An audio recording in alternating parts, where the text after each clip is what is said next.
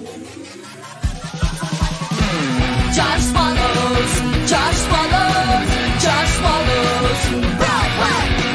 Josh Swallows, Josh Swallows, Josh Swallows, Josh Swallows, Broadway.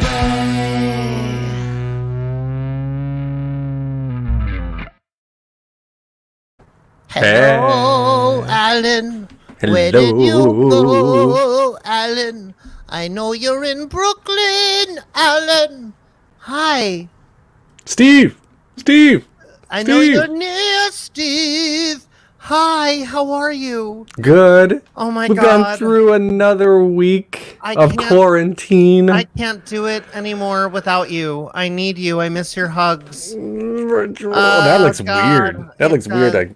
Here's the thing. Friends at home, Alan is married to a wonderful woman named Crystal, and they have 2 incredible little kiddos. But if you don't, I mean, you all know me by now. I'm an affectionate motherfucker. Like, I am desperately seeking anybody who will just stare at me for 50 seconds, and I'll, like, each second I'll donate to the Actors Fund $1, you know?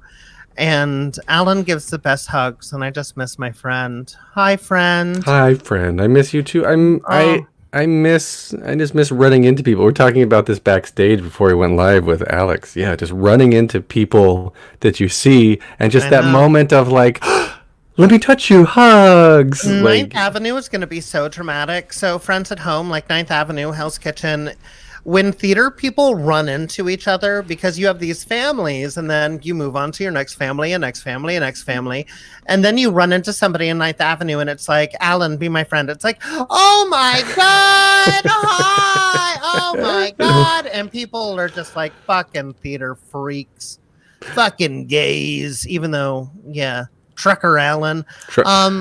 But you've been up to some cool shit this week. So tell people at home what they can now do, like, because they can watch the show anytime. Yeah. So if you go to youtube.com/Broadway Podcast Network, you can get all the BPN town halls. You can get the replays of Josh Swallows live, and we just connected the StreamYard system here to Periscope, which auto pushes to Twitter. So if you're on Twitter right now, you could actually be watching this live. And if you're on Periscope, because Periscope's one of them other platforms the kids use that you can watch live on Periscope. So I should get like Elizabeth to live tweet for me, because I can't do shit, you know. And then she could be on Periscope. Is that what it's called? It just sounds like a mouth freshener. Anyway, that's really exciting. Way to go, Alan. I don't know what any of this means, but yay! Periscope. And also some fun news. Wednesday night at 9 p.m. is going to be our official night. We are going to be having a Patreon dance party next week.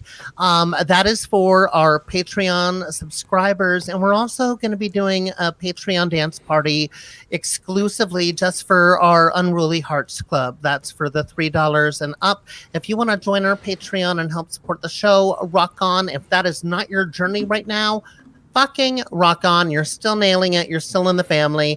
If you just want to check it out, if you're curious like I was in high school. What? Shut up. I'm no homo or nothing. You be quiet, producer. It's patreon.com/Josh Swallows Broadway. Next week, we are going to have a Dear Evan Hansen show with my beautiful friend, Andrew Barth Feldman, Michael Parks, and my very first Audrey, Christiane Knoll. Maybe more. I'm really excited. So that's going to be Wednesday night at 9 p.m. Eastern. In the meantime, we are here to celebrate the first person that made me feel, I don't know, like Sydney Morton in Fun Home, like I found my ring of keys.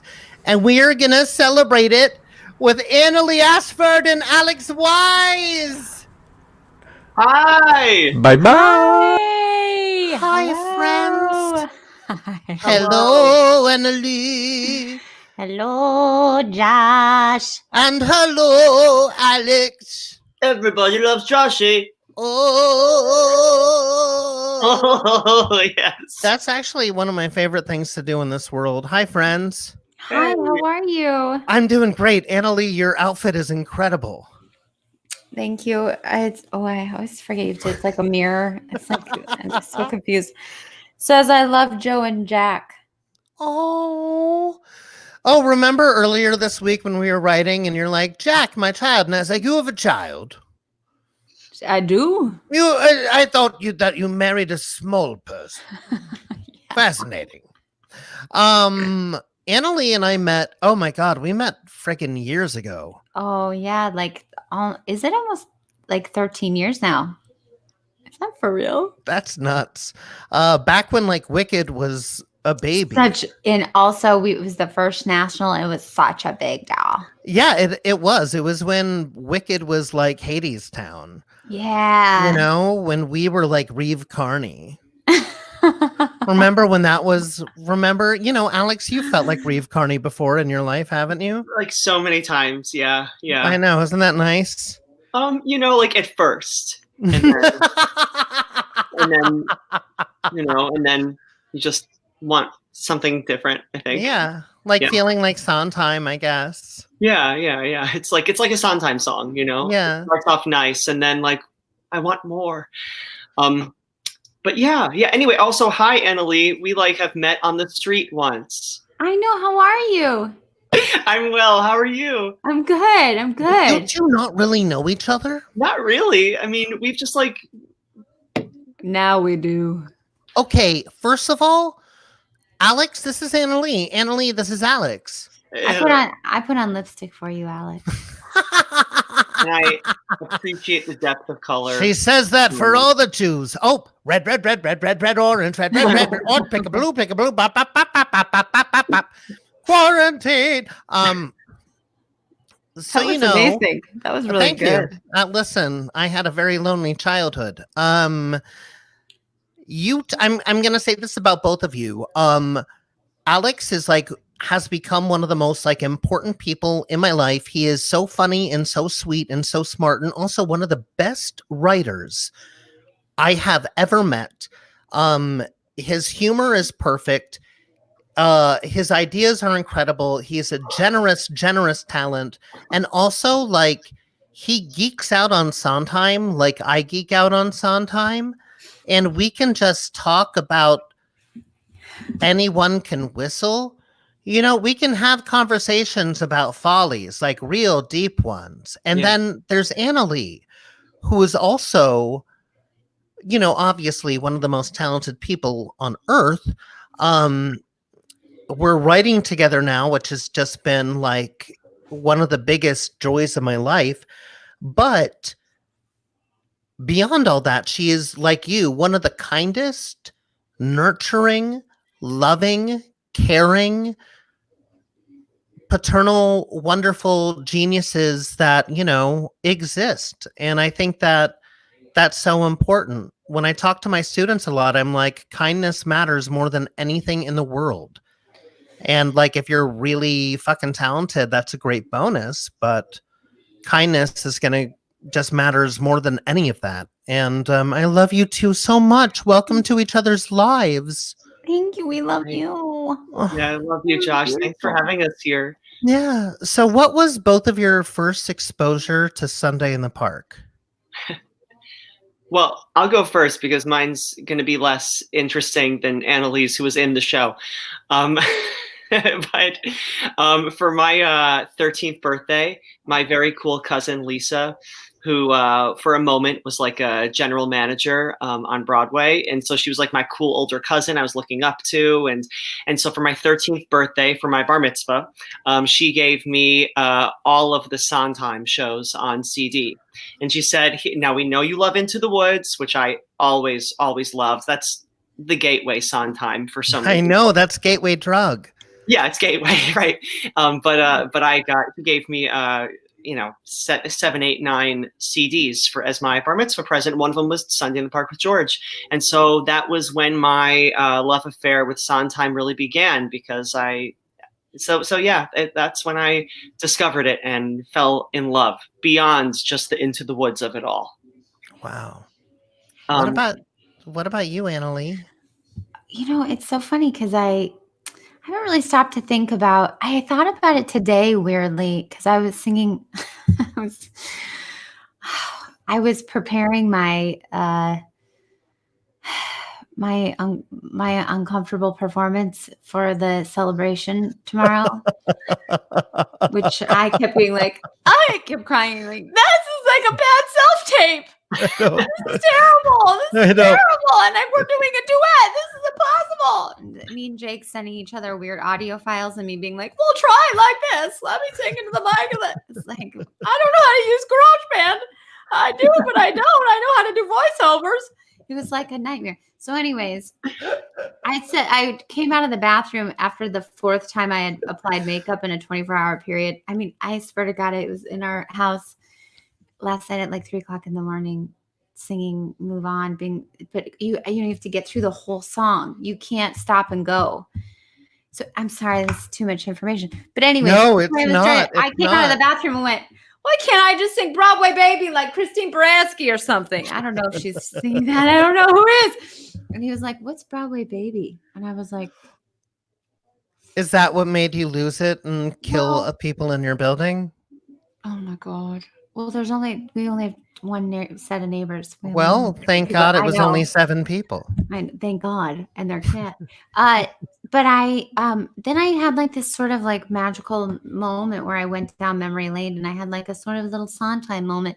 And I was a huge I sang like his greatest hits on a karaoke tape when I was like 8 years old. So Send in the Clowns, Losing My Mind, Broadway Baby, lots of Follies.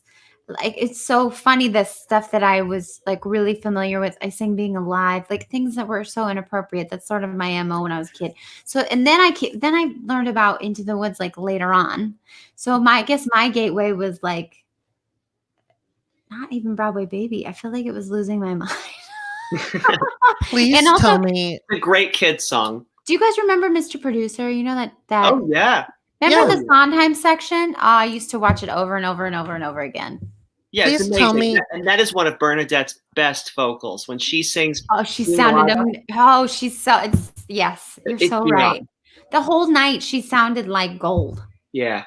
Does your mom have a video of you doing Sondheim karaoke at such a tender age? God, we don't have videos of anything. We have like videos of you doing the show Ruthless. I feel like we have that. You were in Ruthless? Yes, in Denver at the Gay Theater of Denver.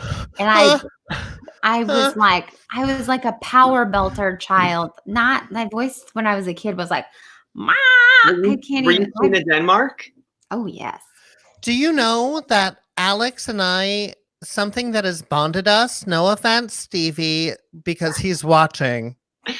He's definitely watching. Yeah. He and his boyfriend are watching this at home right now. He's a big fan. They're doing a puzzle. I've already told everybody my last Sondheim encounter story many times, but he's definitely watching. But Alex and I are obsessed with Ruthless. Just a few nights ago. Just a few nights ago, we were on FaceTime reading scenes from Ruthless. It's a real show. I still know them by heart. All right, well, I had to look at the script. Well, he doubted me. I said, if you cry, the audience won't. You want them to come to you. And he was like, that's not the line or something. I thought it was, you cry, the audience boos. But I was wrong. I was wrong.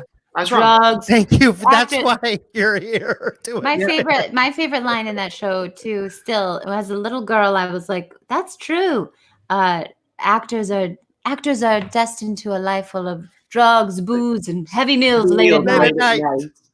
And I love it when Tina Denmark goes, you're too Jewish looking to play Pippi. You guys know too, the writers are really good friends with Bernadette.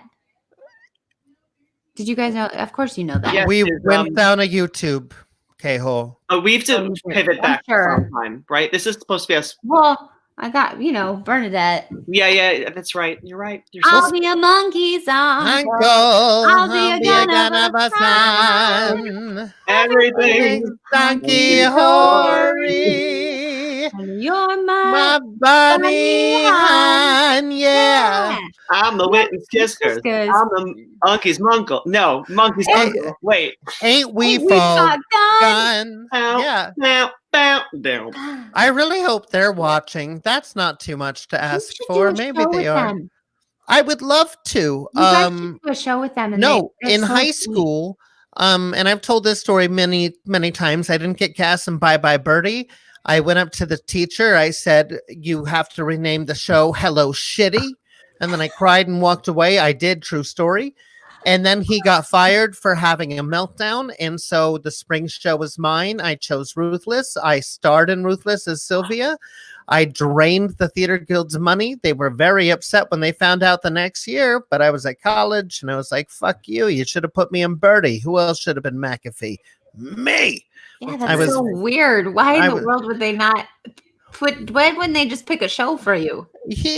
I was difficult and at the time, and he was a bastard. Anyway. Sure. But back to Sondheim. hmm Back to Sondheim.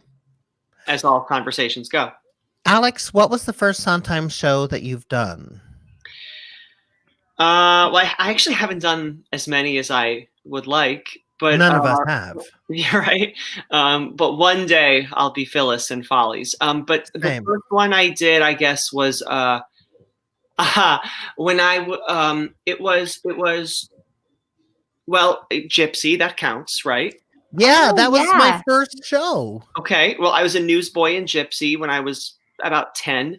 And then when I was 12, I was in Forum at Frenchwood's, the musical, the theater camp. And I was this little soprano boy, and they cast me as Miles Gloriosus, the big, like, Yeah. the towering, villainous man. So I did that. And then I've done Into the Woods twice when I was young. And I did Merrily. And that's my Sondheim resume, I think. Were you Charlie? Yeah. Fabulous. Holy shit. Do you have a video? Yeah. When It was 11th grade. It was my high school musical. Yeah, So- but I know you, and I know how you took this more seriously than anyone Listen, in 11th grade. there were beats, and there were beats inside the beats, you know? I will give you So- a video of my sophomore year production as, when I was Tevye and Fiddler. I wasn't good, but I sang the shit of it, out of it, up the octave. Try this, yeah. Annaleigh, did you do any Sondheim before Sunday in the Park? No, I did one reading of Company that was it was not it was mostly gender reversed, but the concept was Bobby was gay. I don't know if you guys heard about that reading. I heard about it. Which one Yeah. were you? It was brilliant. I played I always forget her name, the one in the couple where they wrestle. Oh, the Jennifer Samard one. Yeah, and Sorry, Grateful. Susan? yeah. Well, do we sing Sorry Grateful? I don't know. No, I sang Poor Bobby all alone. Na, na, na, na, na, na, na. You get that? Anyways, On the telephone. yeah. Yeah. And I got a laugh from Steve, and I was like, Ooh. but that was the first time that I'd ever done one of, it's like all you do is pray that you get when you're in class, you pray, or you, oh my God, I've had terrible auditions for his shows though, in front of him too. Like some real, I had an audition for when they did Into the Woods and Shakespeare in the Park. I don't know what I was thinking. I didn't look at the appointment sheet, and I walked in and him and James were there, which now I worked with them. And so but at the time I pooped my pants, but didn't in spirit. And then I didn't know Steps to the Palace well enough at all. I didn't know it at all. And then I was very strange. Annaleigh, And I have the same story. do you? Oh my God. They didn't tell us that Stephen Sondheim was going to be in the room for that Into the Woods production. And I walked in and shat my pants. I know I couldn't overcome it. No, I had like had a meltdown in the room. I mean, I got through it, and then like by the end of the audition, I was just like standing there crying because I was just so overwhelmed by the whole experience. I didn't have any time to properly prepare for that. Well, and also when you do his stuff, it's like it's a puzzle anyways. His stuff is a puzzle. So, you know, like I always try to explain it, like when I'm teaching kids too, I always go, his stuff is the best because it's the best lyrics. Everything means something. You don't have to work too hard. Everything's laid out for you. Yeah. But it is a puzzle. So it's hard. Yeah. Anyways. Oh. And you're like, I'm not ready to show you my puzzle yet. I got really lucky in the sense that they weren't there for mine. It was Timothy who directed it and casting, and I went in. I was wearing a brooch with kittens fighting over like a cotton ball or something on it. And I did all the scenes and sang, and he said, "What on earth are you wearing on your sweater?" And I said, "Oh, it's a brooch." And he was like, "May I see it?" And I walked closer and I was like, "See, it's a brooch. It's cats." Then he was like, "That's very charming." And I was like, "I think so." And then I emailed my agents like a few days later and I was like, "Have you heard anything? Should I just give up?" And he's like, "Well, we haven't heard anything. So I think it's safe to say that this isn't going our way." And then I sat Shiva all weekend, crying, sobbing, overeating, you know, like for covering the mirrors. Yeah. Okay. You know, covering the mirrors, ordering Rugula and Seamless. And then my agent called on Monday and was like, "Just kidding. You're going to be the steward. And congratulations." Wow. I'm so embarrassed. I didn't even know you were. I'm so feel stupid. I didn't know you were in that. And that's why I brought you on the show. Sorry. I talked to your husband, Joe. I didn't get to see it. How was it magical doing it in the park? I'm sorry. It was magical. It was the most difficult experience ever. Could you hear at all? I'm terrified of singing in the park. Not for the first month. You know, and like we got slammed for that, you know, and that was the hardest part because I mean critically slammed. Critically slammed, like, you know, Sondheim fans are bossy bottoms. I know, they are bossy fucking bottoms, and they've seen it on PBS. And sound off in the comments. Are you a bossy bottom? Are you a bossy bottom? Yes, you are. Yes, you are. We are all bossy bottoms when it comes to Sondheim because we've seen it done by masters. You know, and so we expect a lot. We want a lot. We feel attached. We're in love. But like if something goes off, they are, you know, bossy bottoms. And he's kind of organic about things. Like if things are not he's quite cool as fuck. He's like, oh, I've seen him change things. Yeah, a lot. You're like, this day. When I was doing Roadshow in DC, like he would listen to the audio of the show every single night. And like give little notes. That's magic. It is magic. Like that's special. It is special. And what I'm honored is that the three of us like have gotten to be a part of the generation that has gotten to experience like a real master. Because I don't know if Broadway nowadays really. But but we missed the 70s, you know, like we're not really part of that, you know, like we weren't like in our 20s from like 1970 through 1984. You know how long 20s last. No, I agree. So all I wanted was to live in the 1970s in New York City and wear leotards and tights and walk down, you know, 8th Avenue. And that's all I wanted was a high cut leotard. My favorite memory of you during Wicked is we were in Portland and we went to some fabulous thrift store. Not like hi baby, my cat Toby says hi. He's like, hey. So cute. He's like, leave me alone. We went into this fabulous store and Annaleigh did a legit fashion show. I don't know if we bought anything, but you did a full out fashion show, and it was remarkable. I used to really, really go for it in terms of my vintage clothing. And now it's like a lot of strings attached with vintage clothing. And it's gone so expensive. You used to be able to find a deal.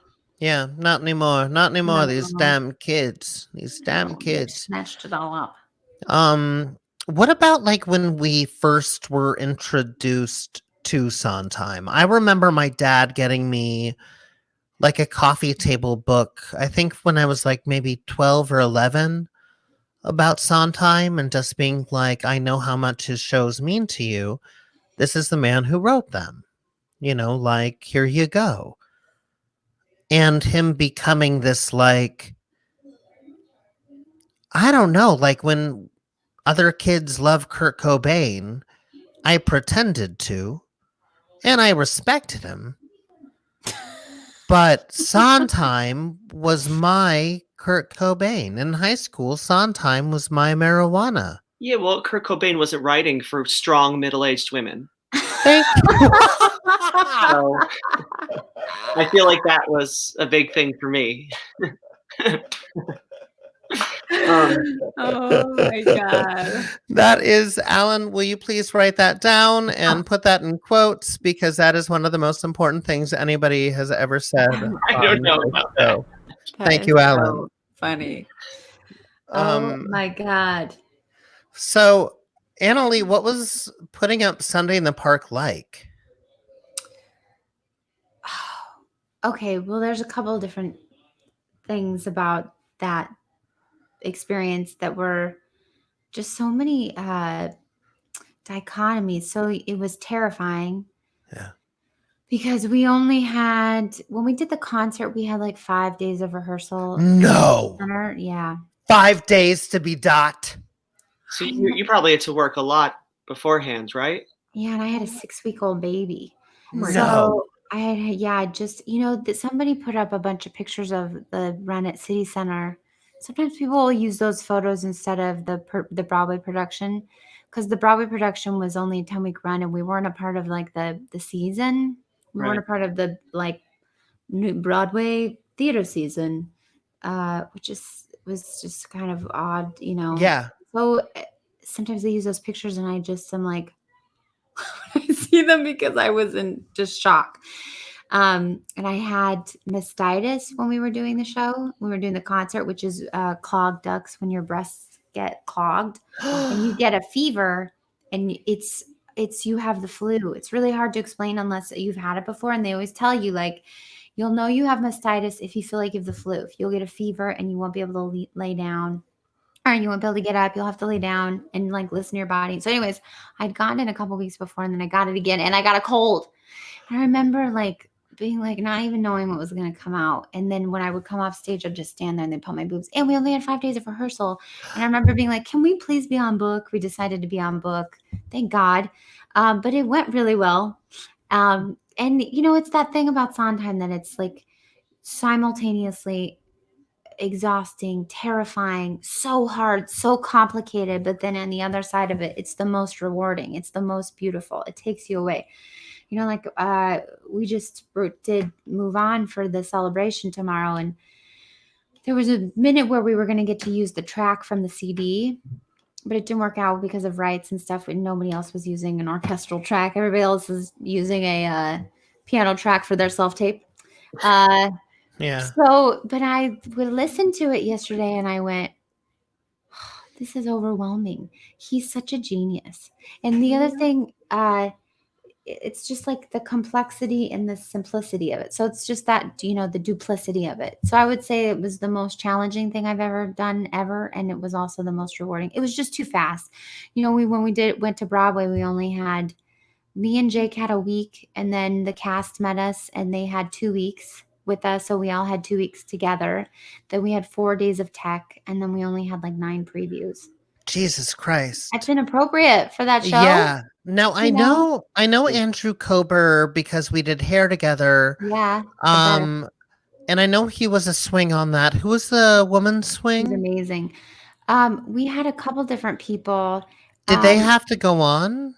Yeah. Oh my gosh, with like that's so stressful. Andrew went on so quickly, and I remember, yeah, it was such a crazy, we only ran for 10 weeks too, and there was 1 week where Jake had to do press, so we were off one of the weeks. But I had a 3-month-old, and I was like, well, now he's 3 months old. This will be great. And then he teethed, and Oh yeah, I had yeah. mold in my dressing room I didn't know I was allergic to, and I No. was sick the entire run. I Alex and I literally- were doing a reading when I started teething, and Alex was up for forever. Yeah, I mean, it was hard on me too. I feel bad that I just said anything negative about that experience, but I'm just trying to explain like the But you didn't. It was about, complexity. you were talking about the real life things that were happening around that experience that made it even more intense for you. Yeah, and it's kind of like I always felt like it was part of when Mandy Patinkin came to the show. He came back and held me and Jake, and we all like wept, like, because that show specifically too. All of his shows have this duplicity that I'm talking about, where it's like so complicated and technically challenging and really engages your mind in a way that's so intense, but then that's so rewarding on the other side of that, because it's so like beautifully crafted. But that show specifically, like the journey of the artist, and how, there's like a da da da da is all throughout the score, and then it resolves and move on, and it's sort of like Dot and George, they're how they clash, that chord structure, and then that alone is like, there's something that sort of digs into something in your guts. Like, I always felt like, when actors are like, I couldn't leave that one at the theater every night, it came home with me. I always used to be like, what? And that Sunday in the Park, it came home with me. It stayed with me for a long time. I remember somebody who had played Dot told me that they were like, this one will stay with you for a couple of years, get ready. And I was like, what? And it did. It's just like, it'll be a part of my marrow forever. And I had Children and Art meant something so different to me. And Jack knows that show. He doesn't even know why he knows it, but I learned the show when he was, in utero, and then he heard me sing it every day until he was, 5 months old. I feel the same way about the song Children and Art. Alex, what about you? Do you have anything like that you're attached to from parts that you played, or even just like shows that just strike you like that? I mean, yes, but I just got nervous when you asked me that question. Oh, don't be nervous. I'm sorry. I don't mean to put you on the spot. No, it's okay. Well, let me say, like, Annaleigh, and again, not to put Alex on the fucking spot, but like, Alex, like I said, is one of my favorite writers, and he's working on a few pieces, but he played me a song from one of the pieces that he's working on. And it's like one of those that has like stayed with me, and that it's just that's nice, spectacular and beautiful. And that's what I love about Sondheim, and about, it's like Sidney Morton and Eli Tokash, who are these two brilliant, they were children performers when I met them. Sidney was the child in Fun Home who got nominated for Ring of Key for, playing that part. Yeah, I'm so bad with names and character names. Sidney Lucas, sorry. I just said I'm so bad with names. I just did there. Sorry, Sidney. I'm a monster. I'm Peepaw. You know this.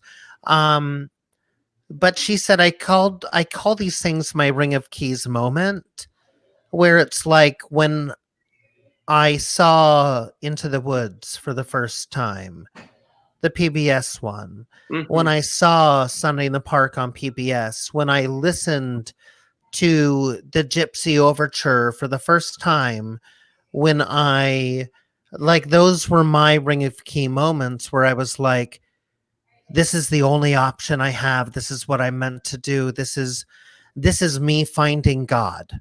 Yeah, and also I think Ring of Keys speaks to, like, I see myself in that.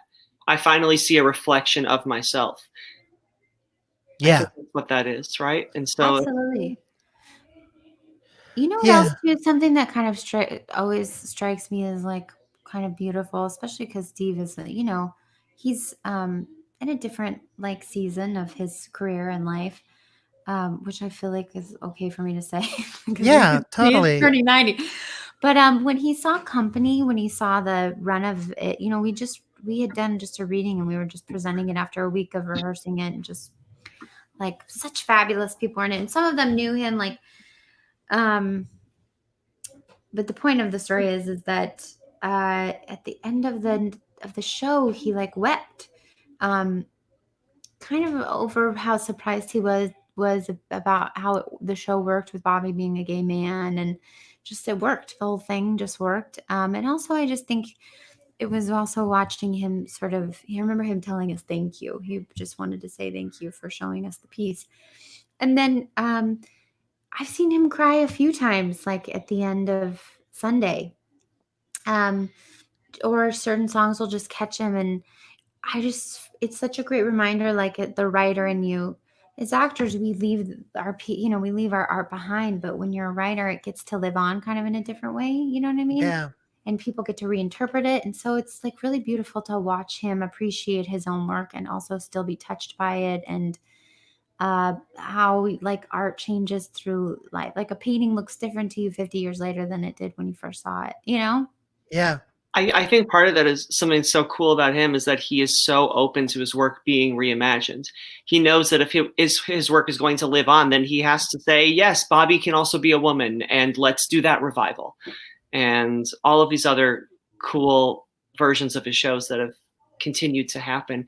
I think it's because he's so excited about artists wanting to reinterpret what he did. That's cool. That's sexy. That's fresh. Yeah.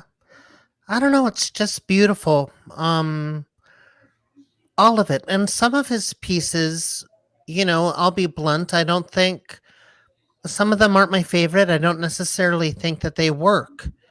But what I think that they are magnificent. They are museum pieces. An example, Roadshow. Roadshow is one of my favorite shows. I don't necessarily think it works. But I think I see what he was doing. I know why his dogs are named Addison and Willie. I know if it worked, why wasn't it produced? If it worked, why wasn't? Company. A million reasons why. Oh, sorry. Oh, no. Should I I answer just that? wasn't sure. Yeah, go for it. There's like so many reasons why a show gets produced and also why it doesn't. And I think at the time, I don't know why it didn't end up happening, but it was such a large cast that there was no way that cast was going to be able to come back together, the reading cast of it.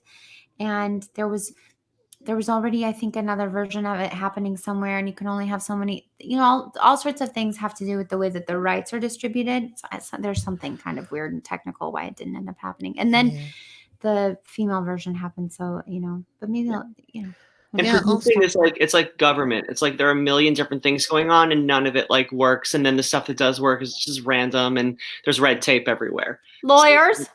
I interrupted you though, Josh. I just read it on the bottom of the screen and then just started talking. I'm so sorry. No, it's okay. I sort of forget where I was going, so it's no big deal. That you love Roadshow. But Roadshow. But it's something that should be looked at and it should be studied and it should be respected because there is so much there that is perfect, that is incredible. And the book is extraordinary. John Wyman's book is extraordinary. I hope I said that right. I'm so bad with names, except Stephen Sondheim's.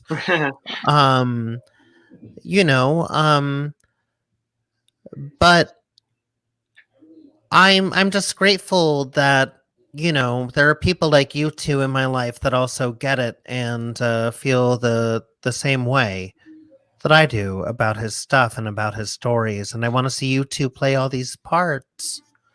You too. Oh, thanks. Alex, I really want to see you in this video of Merrily We Roll Along. Oh, Jesus. I do. You know, maybe there are other Sondheim productions in the future which will be a little more flattering on me than my 17-year-old Charlie Kringus. Oh my God, I bet you were fabulous. Thanks. That's nice. I was fine. My, I I bet you were very amazing. good. I was very good. I bet. My Yes. big regional theater debut was I was Tommy in his terrific trumpet and a newsboy in Gypsy, and Karen Moreau was Mama Rose, and Heather Lee was Gypsy Rose Lee. That's fabulous. And we used to fight over who was young Tulsa, even though clearly it was Nathan. I forget his last name though. But do you guys want to see my prized possession before we wrap things up? Yeah. Alan, would you please? This was taken during Into the Woods because he would always hang out backstage and watch from underneath the audience. Oh, that musty Amazing. you can get yourself some moldy musty cough down Oh, there. it was so disgusting. There were like dead animals underneath the know. stage that smelled so bad.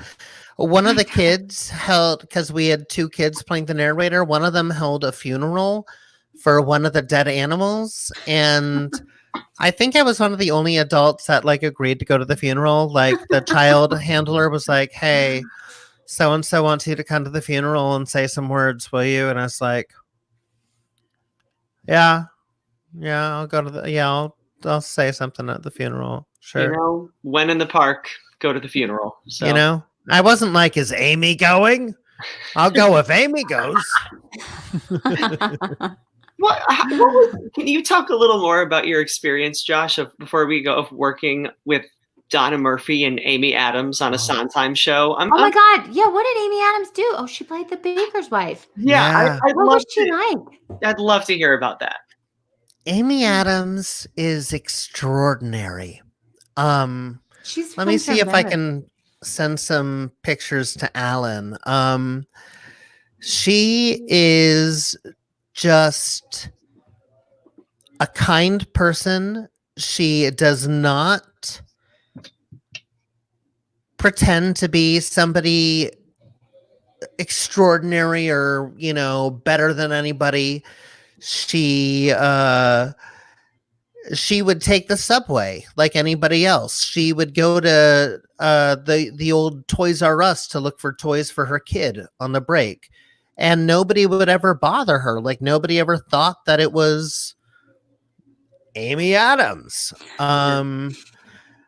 You know, and I remember one time in particular that we were all just sort of eating in the park, and some woman tried to take a picture of her, and she was like, "Would you like a picture?" And the woman was like, and she was like, "I would love to take a picture, but only if you're in it." That is And so sweet. that was incredible. That's really nice. I mean, first, that's smart of her to like divert the paparazzi aspect of it away, but also to personalize an experience for someone who's having their own weird experience over there. Donna Murphy is one of my favorite fucking people on the planet. She is an actress who gives you 1000%. You give 100%. I give 100%. She gives 1000%. Like, I am a funny person. She is an artiste. And she literally becomes whatever you ask her to become, and she became the witch. I think in hindsight, that was frustrating for some people because the park is a frustrating fucking place to work. Mm-hmm.